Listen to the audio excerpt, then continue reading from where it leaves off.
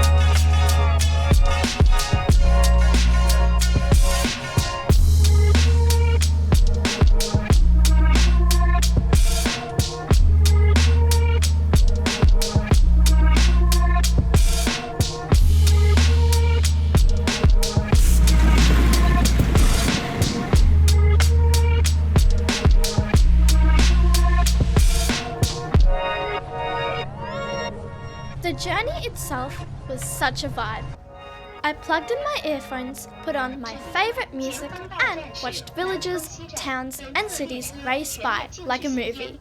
The stations we passed, mind-blowing. Even tiny towns I'd never heard of had train stations bigger than the largest one in Melbourne. For those who wanted to eat or drink, there was an on-board service. Sure, it was a bit pricey, but there were plenty of great options to choose from. After 5 hours on the train, we finally arrived at Hangzhou. We knew the station was going to be massive, so our plan was pretty simple. Go through security, find the Didi pickup point, and head to the hotel. Having said that, we kind of messed up our simple plan. First, we ended up on the wrong floor, which was meant for people to enter the platforms, not exit. After a bit of translation drama, we finally found the right floor. Then, we kept going from one end to the other, trying to find the exit for Didi. But all we could find was the normal taxis. We went up a different floor, but still failed to find the Didi point. After all that, we just gave up and hopped into a regular taxi. We really should have done this in the first place. Lesson learned. We were keen on getting a Didi because we had 2 big suitcases, and from past experience, we knew that most taxis might struggle to fit them. So we thought of booking an SUV with more luggage space. But that really didn't work out that day. Luckily, the taxi driver was kind enough to keep 1 luggage bag in the front seat. A 15-minute ride later, we got dropped a few meters away from our hotel. It was a busy touristy zone where cars aren't allowed, so we had to drag our bags the rest of the way. It was not that bad though. We booked a room for 3 nights. It looked amazing online. The room was modern and spacious, but does it live up to the hype? Let's take a look.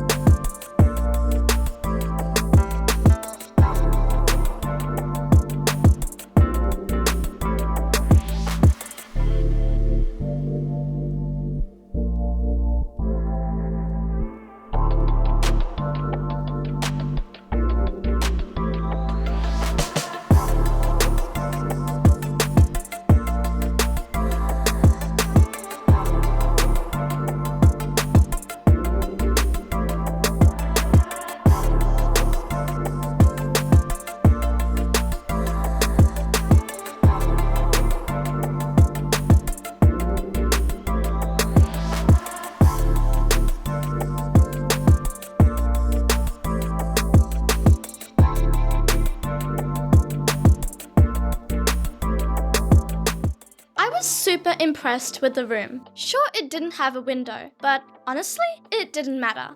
It was cozy and had everything we needed. After dropping off our bags and freshening up, we went out in search of KFC. I know it's not the most authentic choice, but I was eager to check out their menu.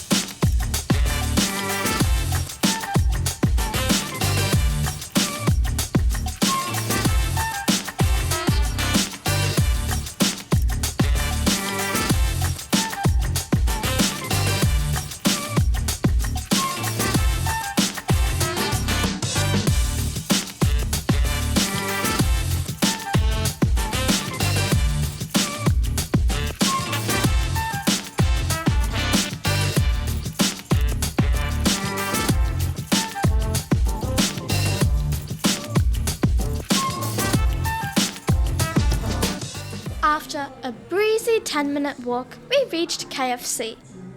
It didn't look like a regular KFC back home.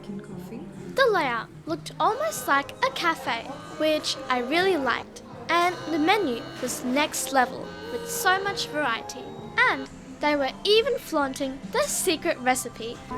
So in here is a chicken popcorn, a burger, and a bunch of burgers. It's orange. It's like some sort of orange juice. Oh, I'm not quite sure what this is, but it looks delicious. I think it's a lemon tea. Here, we've got this ice cream, and guess what? It's got boba on top. That meal was so delicious. I was absolutely stuffed. So the walk back to the hotel felt like a perfect way to burn off some calories.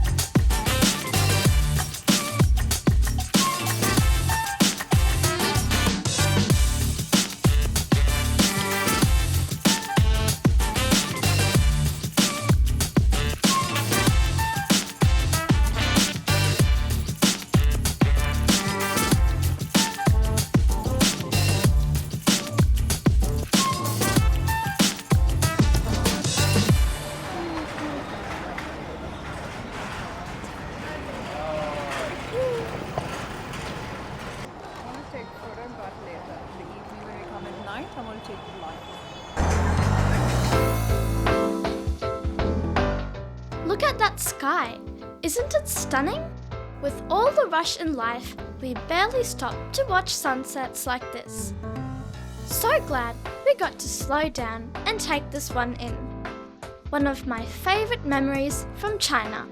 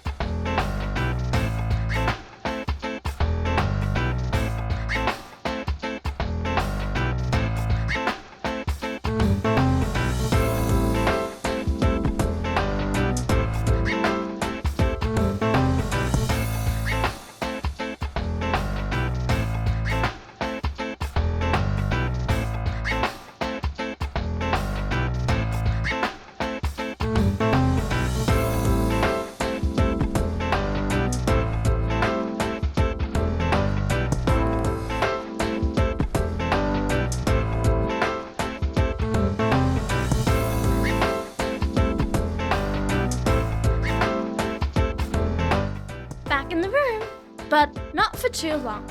We were too excited to explore the street our hotel was on. Honestly, it was such a perfect location for first-time visitors in Hangzhou. By evening, the whole place came to life. First, we set out to explore the street right outside our hotel. Such a cool spot to wander around.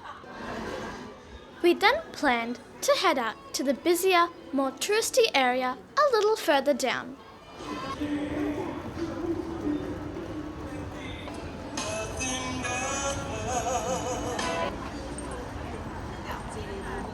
The lights were glowing, the vibe was amazing, and families with kids were out enjoying the evening.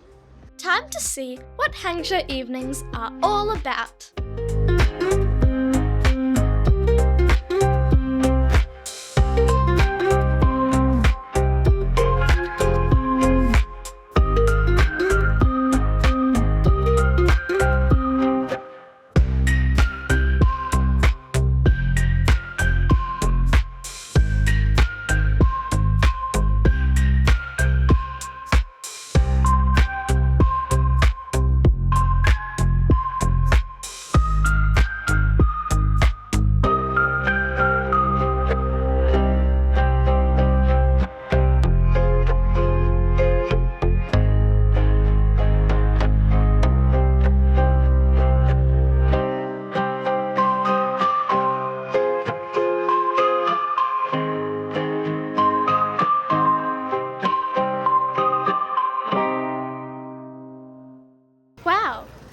place is so well lit.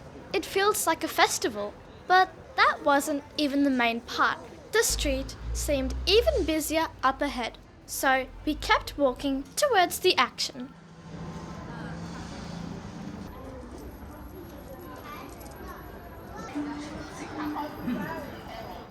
The lanterns, the shop lights, the glowing signs, everything just looked so festive.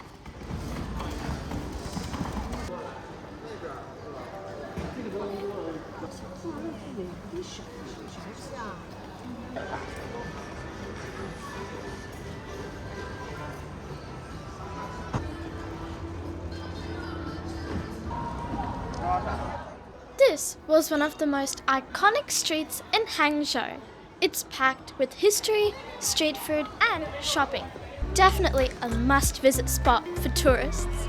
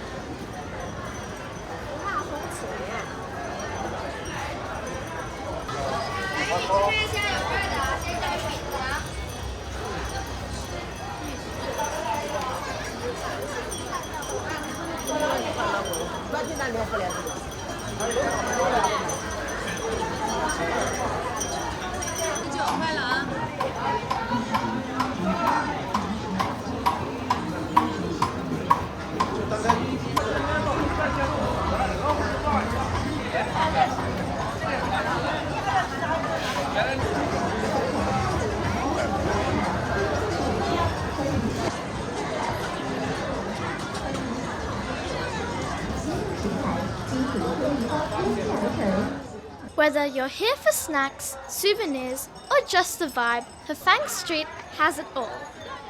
Let's check out the busiest part of the street.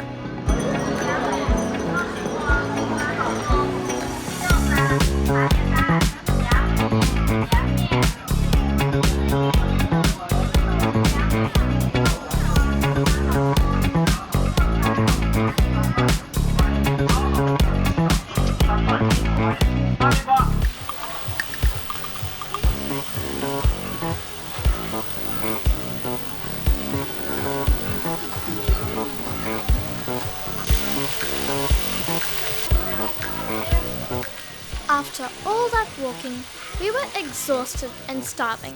Thankfully, we stumbled upon this food court right when we needed it.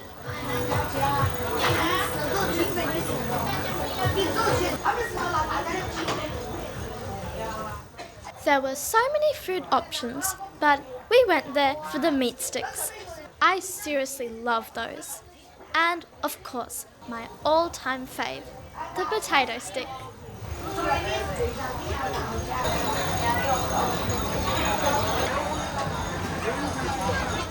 So, the night markets in Thailand, Malaysia, Laos and Cambodia feel raw and spontaneous. They pop up in tight alleys or open streets during the evening times. It's chaotic, but fun at the same time. But here in China, night markets are more structured and well built, often set up in designated areas with permanent stalls, tiled floors and clear walking paths. It's cleaner and more organised. Both have their charm. One gives you the raw street energy, while the other is well structured.